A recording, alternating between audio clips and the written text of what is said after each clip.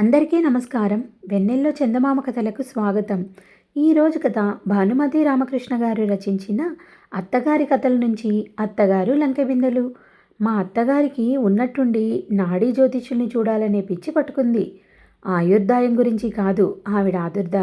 చిన్నప్పుడు జ్యోతిష్యులు మా అత్తగారి జాతకం చూసి ఆవిడది చాలా అదృష్ట జాతకమని, ఆమె వృద్ధాప్యంలో ఆమెకు లంకెబిందెలు దొరుకుతాయని నాడీ గ్రంథంలో చదివి చెప్పారట. ఇంకా కొంతమంది పెద్ద పెద్ద జ్యోతిష్యుల్ని కూడా విచారిస్తే అదే విషయం వాళ్ళు కూడా మరీ మరీ నొక్కి వక్కానించారట. ఇంతమంది చెప్తే నమ్మకపోవడం ఎలా? పుడుతూ లంకెబిందెలతో పుట్టావు, అదృష్టం అంటే నీదే తల్లి. అందుకే కాబోలు నాకు తెలియకుండానే నిన్ను అమ్మని అని పిలుచుకోవాలనిపించింది. ఆ రాబోయే అల్లుడెవరో చాలా అదృష్టవంతుడు అంటూ మా అత్తగారి తండ్రి గారు మహదానందపడిపోయి ఆ జ్యోతిష్యులందరికీ పట్టుపంచెలు 116 బహుమానమిచ్చి పంపించారట. ఆనాటి నుంచి అమ్మన్ని అని పిలవడంతో పాటు నిక్షేపం నిక్షేపం అని కూడా పిలిచేవారట మా అత్తగారిని. వాళ్ళ నాన్నగారు ఆయన అట్లా పిలుస్తుంటే మా అత్తగారి మేనత్తకు మహా చెడ్డ ఒళ్ళు మంటగా ఉండేదట. కారణం ఏమిటంటే మా అత్తగారంటే ఆ మేనత్తకు సరిపడేది కాదుట. మా అత్తగారి పెద్దక్కంటే ఆమెకు పంచప్రాణాలునట. మా అత్తగారికి దొరుకుతాయన్న లంకెబిందెలు ఆ పెద్దక్కకు దొరుకుతాయని జ్యోతిష్యులు చెప్పినట్లయితే ఆ మేనత్త సంతోషపడేదనట. కానీ తనకు దొరుకుతాయని జ్యోతిష్యులు చెప్పేసరికి ఆవిడకు కుళ్ళు పట్టుకొని ఆ జ్యోతిష్యులు చెప్పిందంతా అబద్ధం కావాలని లోపలే కోరుకునేదట. అప్పటికి ఉండబట్టలేక ఒకసారికి పైకి అన్నది కూడానట, ఏమిటో ఆ జ్యోతిష్యులు చెప్పేదంతా జరుగుతుందా ఏమన్నానా? ఇట్లాంటివి ఎన్ని వినలేదు. మా బావగారి అల్లుడికి ఇట్లాగే ఏదో నిధి దొరుకుతుందని జ్యోతిష్యులు చెప్తే దానికోసం చాలా డబ్బు దండగ చేసుకున్నాడు. అట్లాగే మా అత్తగారి ఊర్లో ఒకతనికి లంకెబిందెలు దొరుకుతాయని ఎవరో చెప్తే చివరికి దొరకను లేదు పాడు లేదు. కొంపాగోడు కూడా అమ్ముకొని జ్యోతిష్యుల వెంట తిరుగుతూ ఉండేవాడు. జ్యోతిష్యాలు నమ్ముకుంటే అయినట్టే అంటూ తేలిగ్గా చప్పరించేసేదట. ఆవిడ్ని చూస్తే అందుకే మా అత్తగారికి ఒళ్ళు మండిపోయేదట. చూడవే, ఆ కాలం పెద్దవాళ్లకు ఎంత చుప్పనాతి బుద్ధులో అని మా అత్తగారు నాతో అంటూ ఉండేవారు అప్పుడప్పుడు. ఇంకో విషయంలో కూడా ఆ మేనత్త మా అత్తగారికి అన్యాయం చేసిందట. చిన్నప్పుడే తల్లిని పోగొట్టుకున్న మా అత్తగారు ఆమె ఇద్దరక్కలు సమానంగా పెట్టుకోవాల్సిన వాళ్ళ అమ్మగారి నగలన్నీ తనకు అభిమానపాత్రురాలైన మా అత్తగారి పెద్దక్కకే అలంకరించి మిగతావి రెండో అక్కకు వేసి మా అత్తగారికి ఏమీ లేకుండా చేసేదట ఆ మేనత్త.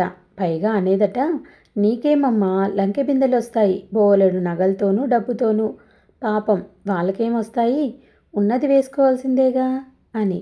పాపం మా అత్తగారు ఏమీ చెప్పలేక కండ్ల నీళ్లు పెట్టుకునేదట. ఆ ముసలిపీనుగా అట్లా ఏడిపించేదే.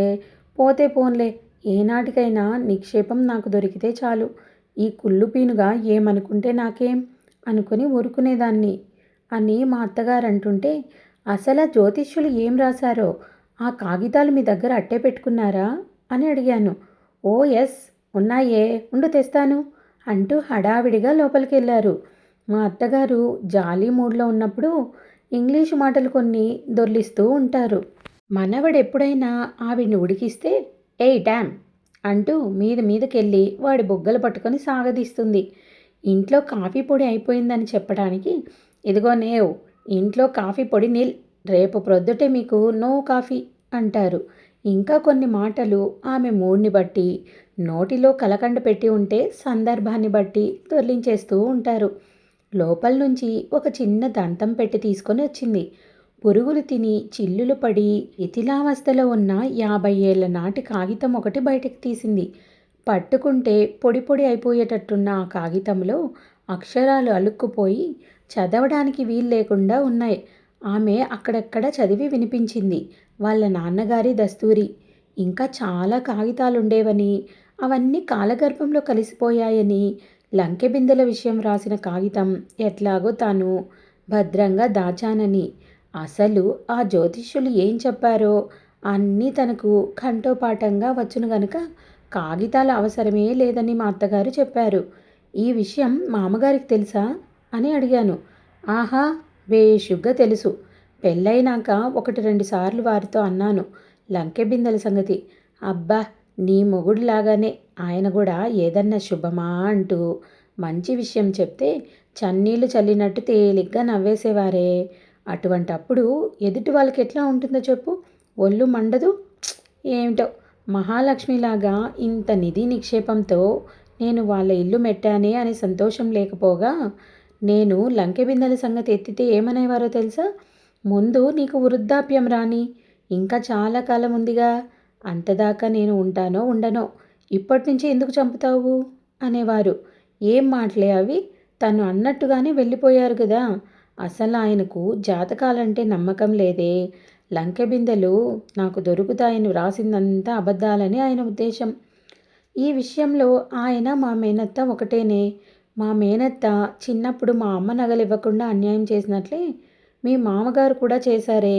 తనకు బహుమానంగా వాళ్ళ మేనత్త ఇచ్చి వెళ్ళిన 10 ఎకరాల పొలము, ఇల్లు తన వెధవప్ప చెల్లెలికి రాసిచ్చేశారు. అదేమిటి, పోనీ నా పేరు పెట్టకూడదా అని అడిగితే, నీకు వృద్ధాప్యంలో లంకె బిందెలు దొరుకుతాయన్నావుగా, ఇంకా నీకెందుకు అంటూ దెప్పి పొడవడం మొదలెట్టారు. సరే పోతే పోన్లే, నా నిక్షేపం నాకు దొరికితే చాలని వదిలేశాను. ఎందుకు అడుగుతావు? నాకు లంకె బిందెలు దొరుకుతాయని ఎంతమందికి కుల్లో, ఎంతమంది కళ్ళల్లో నిప్పులు పోసుకున్నారో చెప్పలేను. పోన్లే, అంతా మన మంచికే అనుకుని లక్ష్య పెట్టేదాన్ని కాదు. ఎంతమంది ఎంతేడ్చినా నా అదృష్టం ఎవరు తీసేయగలరు అంట. ఆ విషయం నా లంకె బిందెల జాతకంలోనే రాసిపెట్టి ఉందే. వాళ్ళ దగ్గరున్న 5, 6 అఖండ జాతకాల్లో నాదొకటట. ఇంకా అంతకంటే ఏం కావాలే? ఆ ఒక్క మాట చాలదు. ఇదిగో ఇక్కడే ఎక్కడో రాశారు ఆ మాట కూడా అంటూ ఆ పాత కాగితంలో ఓ మూల కనిపించని అక్షరాలు చూపించారు. ఆమె చూడకుండా కూడా ఆ కాగితాల్లో ఏది ఎక్కడ రాసి పెట్టారో చెప్పగలరని గ్రహించాను. 50 ఏళ్ల నుండి లంకె బిందెల కోసం ప్రతి క్షణం పలవరిస్తున్న ఆమె కాగితంలో రాసిన విషయాలు కరతలామలకం. కానీ ఆమె చదివి చెప్పిన దాన్ని బట్టి ఆలోచిస్తే చిక్కెక్కడంటే, ఆమె వృద్ధాప్యంలో లంకె బిందెలు దొరుకుతాయన్నారే గాని ఏ వయసులో దొరుకుతాయో జ్యోతిష్యులు చెప్పలా. ఫలానా వయసు నుండి వృద్ధాప్యం వస్తుంది, తర్వాత ఇన్ని సంవత్సరాల్లో లంకె బిందెలు దొరుకుతాయి అని వివరంగా చెప్తే బాగుండేది. ఊరికే వృద్ధాప్యంలో దొరుకుతాయని వదిలేశారు. దానివల్ల మా అత్తగారు ఇన్ని సంవత్సరాలు మనశ్శాంతి లేకుండా వృద్ధాప్యం ఏ క్షణంలో వస్తుందో ఏమో అనే ఆందోళనతో గడపాల్సి వచ్చింది. ఒక్కోసారి అద్దంలో ముఖం చూసుకొని ముడతలు పడ్డట్లు అనుమానపడి వృద్ధాప్యం వచ్చేసిందేమోనని లంకె బిందెల కోసం కంగారు పడేవారట. కానీ అప్పట్లో ఆమె వయసు 40 కూడా దాటలేదు గనుక అది వృద్ధాప్యంలోకి లెక్కలేదని చెప్పారట.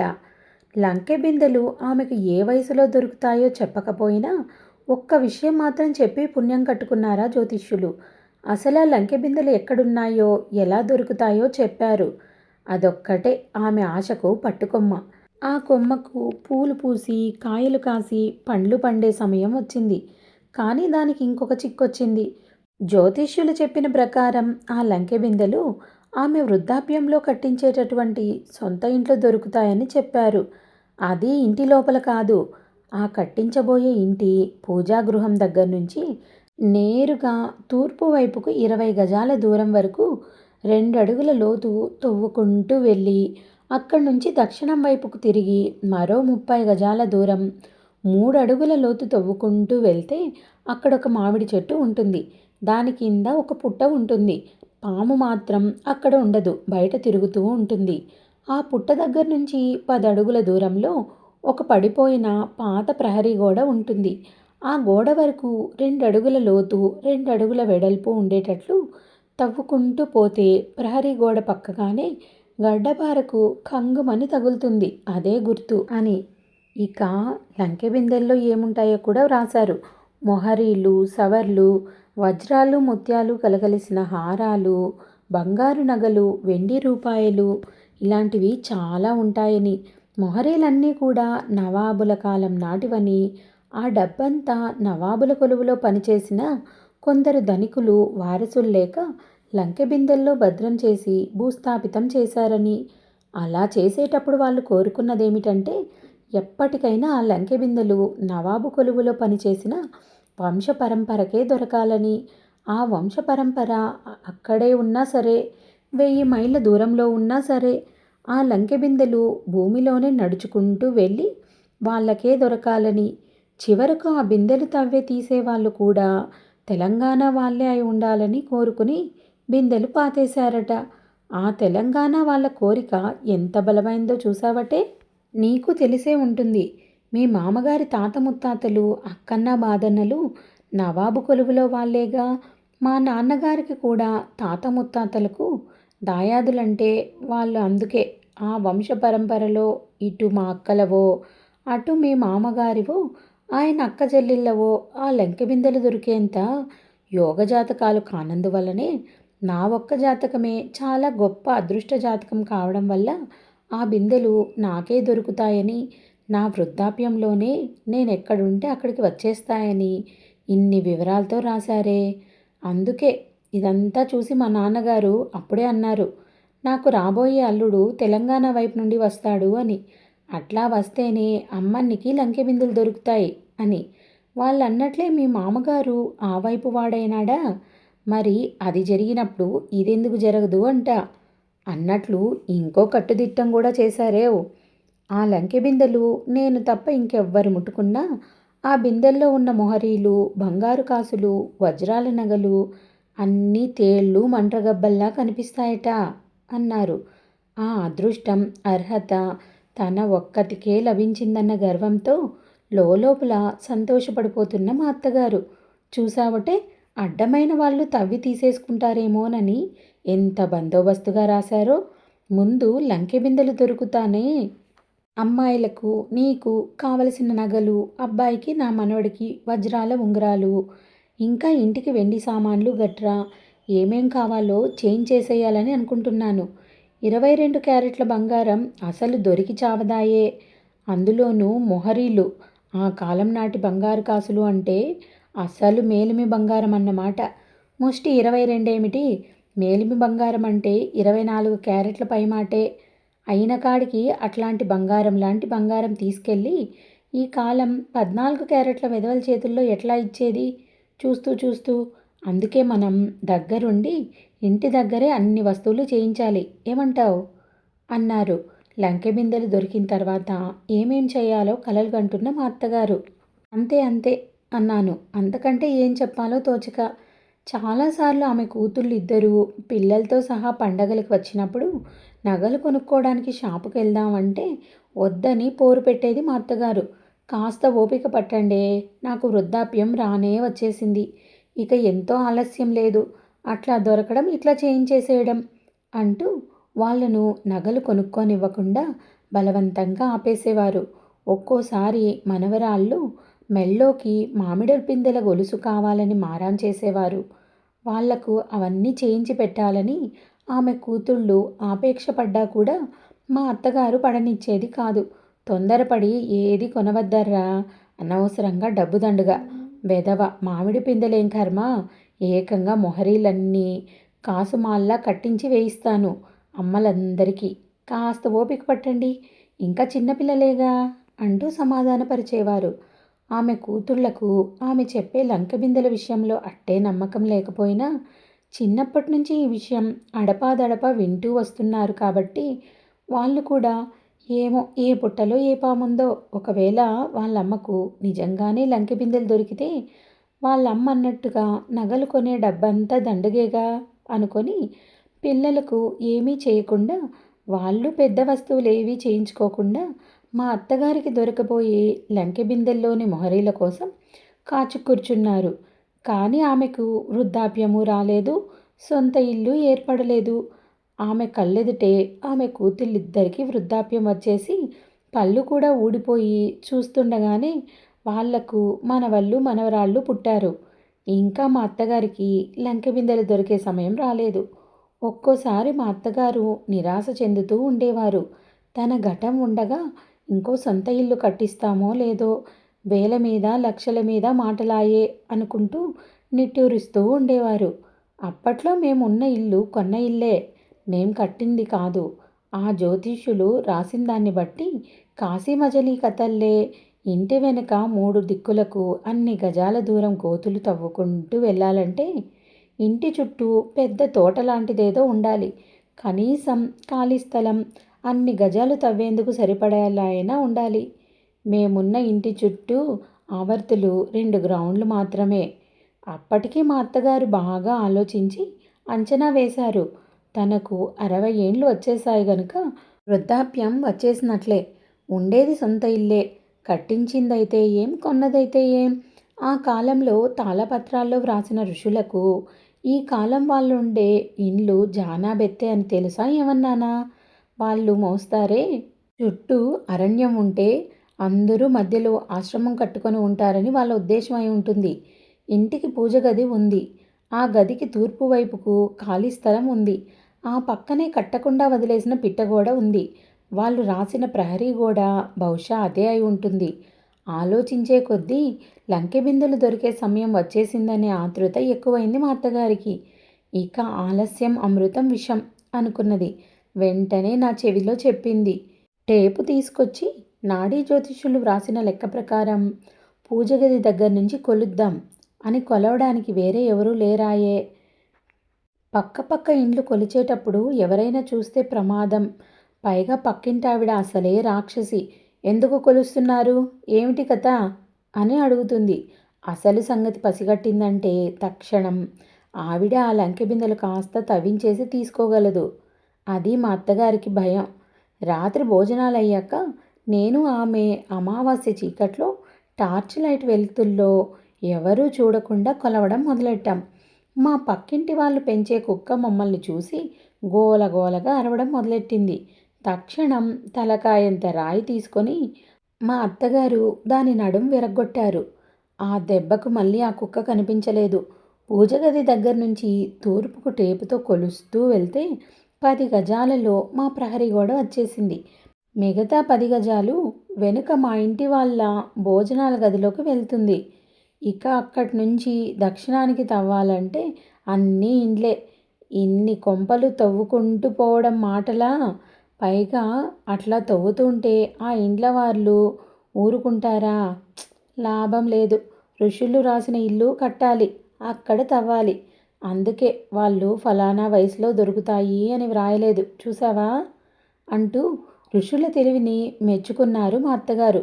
అందుకే మళ్ళీ అలాంటి తాళపత్రాలు చదివే వాళ్ళుంటే చదివించి ఆమె ఘట్టం ఉండగానే ఇంకో సొంత ఇల్లు కట్టిస్తామా లేదా అనే విషయం కనుక్కోవాలని ఆమె ఆరాటం.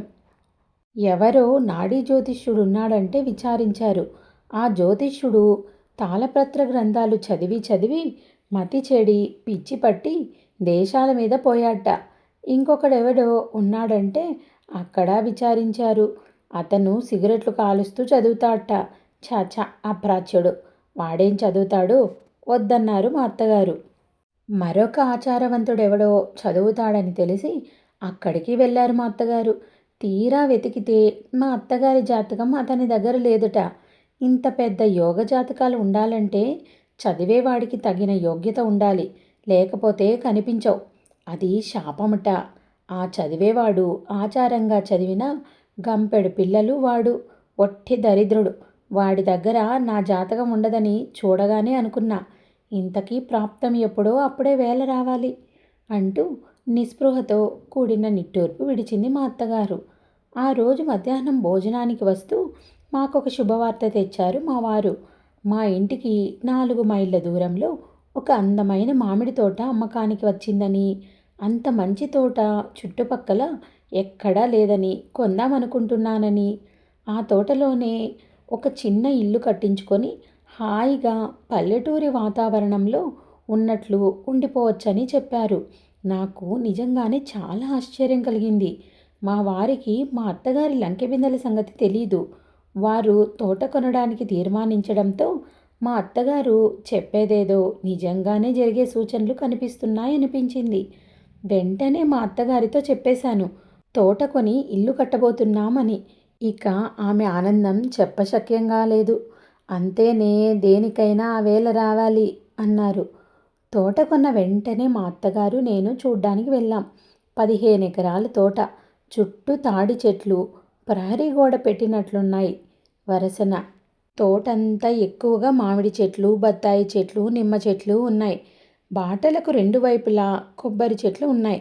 కొంత భాగంలో వరి పైరు, మిరపమళ్ళు, వంగమళ్ళు, కూర మొక్కలు కూడా ఉన్నాయి. పెద్ద పెద్ద బావులు రెండున్నాయి. వాటికి పంపు సెట్లు కూడా ఉన్నాయి. మేం వెళ్ళేటప్పటికి మిరపమళ్లకు, వరి పైరుకు నీరు పారుతోంది. కలకలలాడుతున్న ఆ తోట చూసి మా అత్తగారు, నేను ఎంత అందంగా ఉందో అనుకుంటూ మురిసిపోయాం. ఇక్కడ ఇల్లు కట్టుకొని ఉండడం అనేది నిజంగా ఒక గొప్ప అదృష్టం అనుకోవాలి అన్నాను. ప్రశాంతంగా ఉన్న ఆ వాతావరణం చూసి తన్మయత చెందిన నేను, అవునే, లక్ష్మీదేవి నివసించే చోటు. అందులోనూ ఒక్క లక్ష్మి కాదు, ధనలక్ష్మి, ధాన్యలక్ష్మి, ఫలలక్ష్మి. ఇక మనం వచ్చామంటే పశులక్ష్మి కూడా వస్తుంది. గృహలక్ష్మివి నీవున్నావు. ఇట్లా అమిరిన చోట్లనే లక్ష్మీదేవి లభ్యమయ్యేది. ఋషులు ఆనాడు ఊరికే తెలియక వ్రాసారనుకున్నావా? నాడీ గ్రంథాల్లో వేలకి వేలు పోసి అడ్డమైన వాళ్ళు కట్టించిన కొంపలు కొన్నంత మాత్రాన మనం కట్టించిన ఇల్లు అవుతుందా? దీనికల వాటికొస్తుందా? తెలియక అడుగుతా అన్నారు. ఆ రోజు వరకు మేమున్న పాత ఇంటిని మెచ్చుకుంటూ వచ్చిన మా అత్తగారు, ఇంటి మాట ఎట్లా ఉన్నా తోట చాలా అందంగా ఉంది. ఇలాంటి ప్రశాంత వాతావరణం కావాలని నేనెప్పుడూ కోరుకునేదాన్ని. ఇంతకాలానికి దొరికింది. ఇలాంటి చోట ఒక చిన్న పూరిల్లు వేసుకున్నా కూడా హాయిగా ఉండొచ్చు అన్నాను. చల్లటి మామిడి చెట్టు నీడన కూర్చోబోతూ, లే లే లే అంటూ చటుక్కున నా చెయ్యి పట్టుకొని అవతలికి లాగేశారు మా అత్తగారు. అదిరిపోయాను. ఏమైంది అని అడిగాను. ఎందుకలా లాగేసిందో అర్థం కాక అటూ ఇటూ చూసి నా చెవి దగ్గరికి వచ్చి చెప్పింది, నా జాతకంలో రాసినట్టు లంకె బిందెల కోసం తవ్వుకుంటూ పోవాల్సిన దోవ ఒకవేళ ఇదే అయితే చూడు అంటూ మామిడి చెట్టు కింద ఉన్న చిన్న చీమల పుట్ట చూపించింది. అది ఒట్టి చీమల పుట్టే అన్నాను. అది పాముల కోసమే గదే పిచ్చిదానా అన్నది మా అత్తగారు నా చాదస్తానికి నవ్వుతూ. తోటంతా మామిడి చెట్లే. ప్రతి మామిడి చెట్టు కింద అలాంటి పుట్టలు చాలా కనిపించాయి. మా అత్తగారి జాతకంలో చెప్పిన మామిడి చెట్టు, దాని కింద పుట్ట తోటలో ఎక్కడున్నాయో అర్థం కాలేదు. అర్థం కావడానికి ఏముందే, ముందు అబ్బాయి ఇంటి పునాదులు తీయించడం మొదలెడితే పూజ గది ఎక్కడో తెలిసిపోతుంది. ఇక మిగతా అంతా దానంతట అదే తెలుస్తుందాయే. అదిగో అటు చూడు అంటూ మాకు దగ్గరలో ఉన్న పడిపోయిన పాత ప్రహరీ గోడ చూపించారు మా అత్తగారు. చుట్టూ తాటి చెట్లున్నాయి. మధ్యలో కాస్త మేరకు ఆ గోడ ఎందుకు కట్టి వదిలేశారో అర్థం కాలేదు. ఆ గోడ మా అత్తగారి దృష్టిని ఆకర్షించింది. ఆమె జాతకంలో రాసిన ప్రహరీ గోడ అదే అయి ఉంటుందని ఆమె అనుకున్నారని గ్రహించాను. ఒక శుభముహూర్తాన తోటలో ఇల్లు కట్టడానికి పునాదులు తవ్వడం మొదలెట్టారు. ఇంజనీర్కు ఎవ్వరూ చెప్పకుండానే మా అత్తగారి జాతకంలో చెప్పిన లెక్కల ప్రకారం ప్రహరీ గోడ వైపుకు త్రవ్వటానికి సరిపోయేటట్లుండే చోటనే గాలి వెలుతురు బాగా వస్తుందని అక్కడే పునాదులు తీయమని చెప్పాడు ఇంజనీరు. చెప్పకేం చేస్తాడే, అసలు వాడెవడు చెప్పడానికి? ఏనాడో ఋషులే వీడి చేత అట్లా పలికిస్తున్నారంతే అంటూ తేలిగ్గా చప్పరించారు. పునాదులు తీసే చోట ఎర్రటి ఎండలో గొడుగు వేసుకొని నిలబడేది మా అత్తగారు. నీకెందుకమ్మా శ్రమ, కాంట్రాక్ట్ ఇచ్చాం, పైన చూడ్డానికి ఒక సూపర్వైజర్ని పెట్టాను, ఇంకా నువ్వెందుకు ఎండలో అనవసరంగా అని వాళ్ళ అబ్బాయి అంటున్నా కూడా పూజ గది పునాదులు తీసేదాకా కాస్త చూస్తాలేరా, నాకు మాత్రం పనేముంది అనేవారు మా అత్తగారు. ఆమె ఎందుకట్లా కాపలా ఉన్నారో నాకు తెలుసు. ఇంటి పునాదులు చూడ్డానికి కాదు, పొరపాటున పూజాగృహం పునాదుల్లో ఎక్కడైనా లంకె బిందెల్లో ఒకటి దిగిపడిపోయిందేమోనని ఆవిడ అనుమానం. పైగా లంకె బిందెలు ఒక చోట ఉండవట. అర్ధరాత్రుళ్ళు భూమిలో తిరుగుతూ ఉంటాయట. అవి తిరిగేటప్పుడు రకరకాల శబ్దాలు వినిపిస్తాయట. గల్లు గల్లుమంటూ ఒకసారి, మూలుగుతున్నట్లు ఇంకోసారి, ఇంకా ఎన్నో విధాలైన శబ్దాలు వినిపిస్తుంటాయట. అందుకే ఫలానా వాళ్ళ ఇంట్లో లక్షలకు లక్షలు మూలుగుతున్నాయి అనే సామెత వచ్చిందని మా అత్తగారు విశదీకరించారు. లంకె బిందెలకు సంబంధించినంత వరకు అన్ని వివరాలు ఆమె ఏనాడో తెలుసుకొని మనసులో పదిలం చేసుకున్నారు. తోటలో ఇల్లు క్రింది భాగం తయారవుతూనే ఇంట్లో చేరిపోవాలి, మళ్ళీ మూడం వస్తుందని మా అత్తగారు ఆదుర్దా పడ్డం వల్ల కట్టడం పని త్వరగా కానివ్వడం మొదలెట్టారు. ఆ రోజు ఆదివారం, పనివాళ్ళు రారు కదా, తోటకు వెళ్ళక్కర్లేదు కదా అని కాస్త తాపీగా మడిగట్టుకున్నారు మా అత్తగారు. వాళ్ళ అబ్బాయి హడావిడిగా తోటకు బయలుదేరుతుంటే, "ఈరోజేం పని ఉందిరా?" అని అడిగారు. "బావి తవ్వటానికి, కొత్త పంపు సెట్టు పెట్టడానికి మార్కు చేయించాలి. ఇంటికి ముందు నీళ్లు ముఖ్యం కదా" అన్నారు వాళ్ళ అబ్బాయి. "ఇంకా బావులెందుకురా, ఉన్నాయిగా 2 బావులు నిక్షేపంగా" అన్నారు మా అత్తగారు.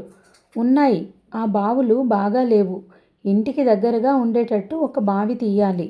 దానికే మంచినీళ్లు పడే చోటు ఒకటి చూశాడు ఇంజనీరు" అన్నారు వాళ్ళ అబ్బాయి. "ఎక్కడా?" అన్నారు మా అత్తగారు కాస్త కంగారు పడుతూ. "ఇంటికి కాస్త దూరంలో చిన్న ప్రహరీ గోడ లేదు, దాని పక్కనే" అన్నారు వారు. మా అత్తగారి గుండె ఆగిపోయినంత పనైంది. "ఠట్, వీల్లేదు, అక్కడ తీయడానికి వీల్లేదు" అన్నారు మా అత్తగారు. నచ్చ చెప్పడానికి మా వారు ఎంతో ప్రయత్నించారు. "నువ్వు 1,00,000 చెప్పు, ఆ ప్రాంతంలో తవ్వడానికి వీల్లేదు. ఆ మూల దేవతలున్నారు" ఆవేశంగా అన్నారు మా అత్తగారు. "తోటలో ఇంకే వైపున తీసినా ఇంటికి నీరు సప్లై కావడం కష్టం. మంచినీరు పడదు, ఖర్చు ఇబ్బడి ముబ్బడవుతుందని" గోలెత్తాడు ఇంజనీరు. "వృధాగా అంత డబ్బు దండుగ అవుతుంటే" అని మా వారు బాధపడ్డారు. "అయితే అయిందిలేరా, దానికి 1,00,000 రెట్లు వస్తుందిలే" అంటూ భావగర్భితంగా నా వైపు చూసి నవ్వారు. మా వారి చాదస్తానికి మా అత్తగారు "సరే, నీ ఇష్టం" అంటూ ఆమెకే వదిలేశారు. బావి తవ్వే విషయం మా వారు ఆమె చెప్పిన ప్రకారం ఇంటికి దూరంగా ఇంకో మూల బావి తవ్వడం మొదలుపెట్టారు. 2 నెలల్లో ఇంటి క్రింది భాగం కట్టడం పూర్తయింది. సిమెంట్ పని మొదలెట్టారు. రోజు భోజనం చేసి తాపీగా వెళ్ళి కట్టడం పని చూసి వస్తున్నారు మా అత్తగారు. ఒకరోజు ఆమె భోంచేసి చెయ్యి కడుక్కుంటూ ఉండగా ఎవరో తోట పని వాళ్ళు వచ్చారని చెప్పాడు వంటవాడు. "ఎవర్రా మీరు? ఏ ఊరు మీది?" అంటూ కలకండ పెళ్ళ నోట్లో వేసుకొని బయటికి వస్తున్న మా అత్తగారు అడిగారు కొత్తగా వచ్చిన వాళ్ళను. వెంటనే ఆ వచ్చిన పనివాళ్ళు ఏడుస్తూ "నీ కాలు మొక్తా బాంచలం" అంటూ మా అత్తగారి కాళ్ళ ముందు సాష్టాంగపడ్డారు. మా అత్తగారి ముఖం 500 కిలోవాట్స్ బల్బులాగా వెలిగిపోయింది. నా వైపు చూసి తల పంకించారు. "తెలిసిందా" అన్నట్లు. ఒక్కొక్కప్పుడు ఆమె చూసే చూపులు, సంజ్ఞలు నిజంగానే నాకేమీ అర్థం కాకపోయినా ఆమె యాక్షన్కు వెంటనే ఒక చిన్న రియాక్షన్ ఇచ్చేస్తుంటాను, ఎందుకైనా మంచిదని. "ఇక లే, ఏ ఊరు మీది" అని అడిగారు మా అత్తగారు. వాడు లేవకుండా బోర్లా పడుకునే "నల్గొండ తట్టు, మున్గాల తల్లి, తెలంగాణ దిక్కు" అన్నాడు.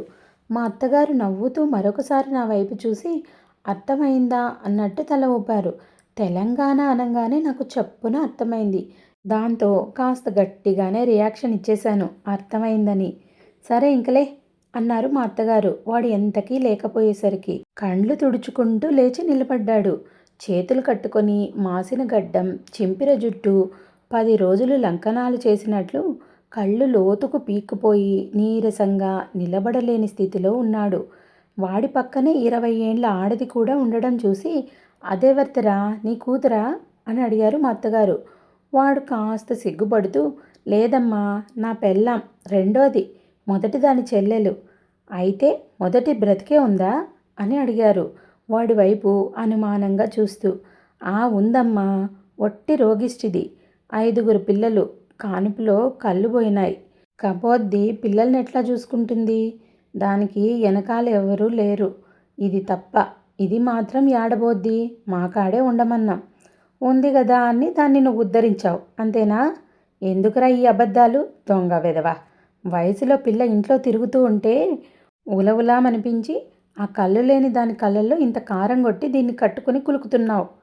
పెద్దదానికి కళ్ళు లేకపోతే కాపురం చేయడానికి ఏమొచ్చిందిరా తెగులు నీకు, తెలియకడుగుతా" అని మా అత్తగారు వాడిని అడుగుతూ ఉంటే వాడి పక్కనున్న చిన్న పెళ్ళాం ముసిముసి నవ్వులు నవ్వడం మొదలెట్టింది.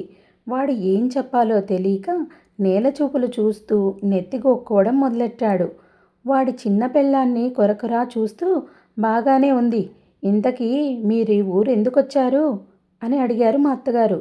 "కూటి కోసం తల్లి, మాకుండే చిలక భూమి వానలేక ఈ ఏడు ఏం పండలా, పట్నం పోతే పండ్లు దొరుకుతాయన్నారు. పిల్లోళ్ళు మేము పస్తులు పడలేక అయితే టికెట్ కొని అంత దూరం నుంచి రావడానికి మీకు డబ్బెక్కడిదిరా అని అడిగారు. వచ్చినప్పటి నుంచి సందేహిస్తూనే ఉన్న మా అత్తగారు. వాడు మళ్ళీ నేల చూపులు చూస్తూ కొనిగాడు. టిక్కెట్టు ఏడగొంటాం? అట్టానే అట్టాబడి రైలుగాడి పట్టుకొచ్చినాం. ఇంటికాడ బయలుదేరి 10 దినాలైంది. నడుంగల పట్టుబడితే ఒకడు తన్నిండు అంటూ వాతలు తేలిన వీపు చూపించాడు. అట్లా చెప్పు, మీ మొఖాలు చూస్తేనే తెలిసింది. అది సరే గాని అయితే మా ఇంటికి వెతుక్కుంటూ ఎట్లా వచ్చారు అంటూ సోది చెప్పేదాన్ని అడిగే ప్రశ్న అడిగి నా వైపు తమాషాగా చూసి నవ్వారు. మా కాళ్ళీడికి ఈడ్చుకొచ్చినాయి వచ్చాం. నీ కాలు మొక్తా, నీ బాంచన్లం, ఏం పని చేయమన్నా చేస్తాం నీయమ్మా అంటూ మళ్ళీ వాడు బోర్లా పడ్డాడు. ఈసారి కూడా వాడి చిన్నపిల్లం కాళ్ళ మీద పడకపోగా తనకేం సంబంధం లేనట్టు ఇల్లు ఇంటి చుట్టూ ఉన్న తోట చూస్తూ నిలబడింది. దాని నిర్లక్ష్యానికి మా అత్తగారికి ఒళ్ళు మండింది. సరే గాని పేరేంటే చిలక అన్నారు. వెనకన పిలకలా వేలాడుతున్న తన గోచి సర్దుకుంటూ అది బుగ్గలు సొట్టలు పడేటట్టు నవ్వుతూ పిచ్చి అన్నది. నీ పేర్రా అని అడిగారు. ఇంకా నేల మీద బోర్లా పడుకొని ఉన్న దాని మొగుణ్ణి. పిచ్చిరెడ్డి అన్నాడు లేవకుండానే. సరిపోయింది పోండి, మీ ఇద్దరిది ఒకే పేరా? అయితే ఎవరికన్నా బెనుకులు కాళ్ళవాపులు వస్తే మీ ఇద్దరి చేత మంత్రం వేయించొచ్చన్నమాట. ఒరేయ్, ఇక నీ దన్నం చాలుగాని లేచి నిలబడు, ఏం పని చేస్తావు అని అడిగారు మా అత్తగారు. నీ కాలు మొక్తా, ఏదిచ్చినా మంచిగా చేస్తా అన్నాడు పిచ్చిరెడ్డి. పునాదులు తవ్వుతావా అని అడిగారు. ఓ లెస్సగా తవ్వుతా. మా ఊరికాడ ఓ మహారాజు ఇల్లు కట్టించిండు. ఆడ పునాది తవ్వినా. ఒకనాడు తవ్వుతా ఉంటే గడ్డపారకు కంగుమంటూ తగిలింది. ఏంటని చూస్తే బిందె. చాలా రూపాయలు, మొహరీలు ఇంకా ఏంటేంటో దొరికినాయి అని వాడు చెప్తుంటే మా అత్తగారి సంతోషం వర్ణనాతీతం. ఆమె వాడు చెప్పే ప్రతి అక్షరం అతి శ్రద్ధగా విని తృప్తిగా నిట్టూర్పు విడిచి నా వైపు చూశారు. విన్నావా అన్నట్లుగా. దేనికైనా వేళ రావాలా, ఆ సమయం వస్తే అన్నీ వాతంతట అవే వచ్చేస్తాయి అన్నారు. ఇంకా ఉంది. ఈ కథ మీకు నచ్చిందనుకుంటాను. నచ్చినట్టయితే లైక్ చేసి, షేర్ చేసి మా ఛానల్ని సబ్స్క్రైబ్ చేసుకొని ఎంకరేజ్ చేస్తారని ఆశిస్తున్నాను. Thank you.